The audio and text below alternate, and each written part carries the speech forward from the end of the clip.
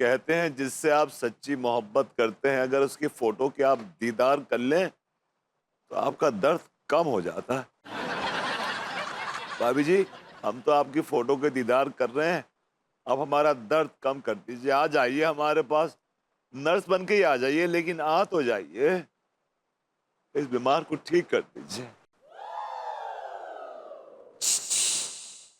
अब भरभूति जी, हम आ गए हैं।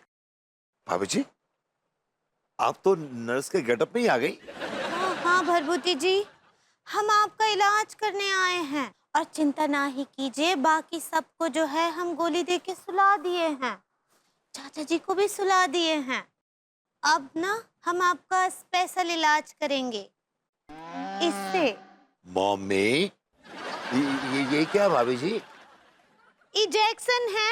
भाभी जी, जैक्सन तो माइकल था, ये तो इंजेक्शन है, ऐसे ही पकड़े हैं। वो भी गाय भैंस वाला।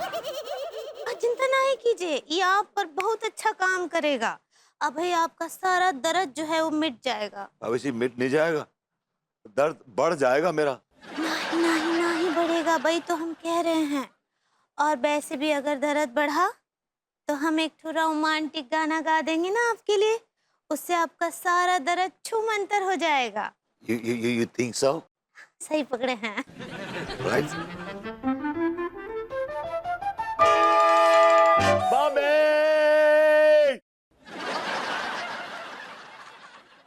अबे ओए, कचड़ू क्यों चीख रहा है इतनी जोर से? अरे चाच, देखा आपने भाभी जी ने कितना मोटा इंजेक्शन लगा दिया मुझे। अबे नर्स तेरी भाभी कब से हो गई? यार मीनल, मैं तो वेबू की बातों में आके फंस गई। अब खुद भी उधर नर्सिंग होम में पड़ा हुआ है और मेरे पूरे पैसे भी फंस गए। हाँ, बुलाया तो है तिवारी जी को, पता नहीं अभी तक आए नहीं।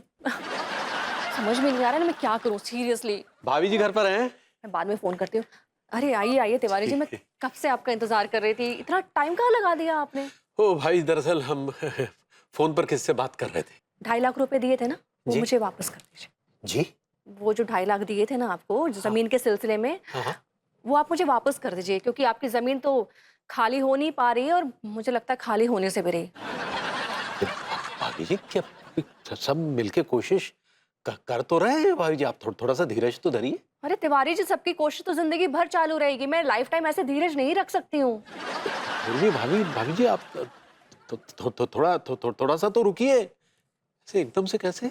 तिवारी जी, आप तो जानते हैं ना कि मैंने कैसे कैसे इंतजाम करके आपको वो 2.5 लाख रुपए दिए थे, और आपको तो ये भी अच्छी तरह पता है कि मैं घर में अकेले कमाने वाली हूँ, 2 लोगों का पेट पाल रही हूँ। अगर मेरे वो पैसे डूब गए तो मैं तो लुट जाऊंगी।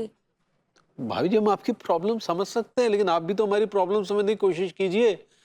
वो पैसा हम कहीं लगा चुके हैं भाभी जी, इन्वेस्ट कर चुके हैं। हाँ तो ठीक है, आपके पैसे आपने लगा दिया, लेकिन आप मेरे पैसे वापस कर दीजिए, भले कहीं से लोन ले लीजिए। आप मुझे पैसे दे दीजिए और अपनी जमीन वापस ले लीजिए बस। भाभी जी, हम आपसे क्षमा चाहेंगे, आपको शायद इस बात का बुरा भी लगे, लेकिन हम आपके पैसे वापस नहीं कर पाएंगे भाभी जी।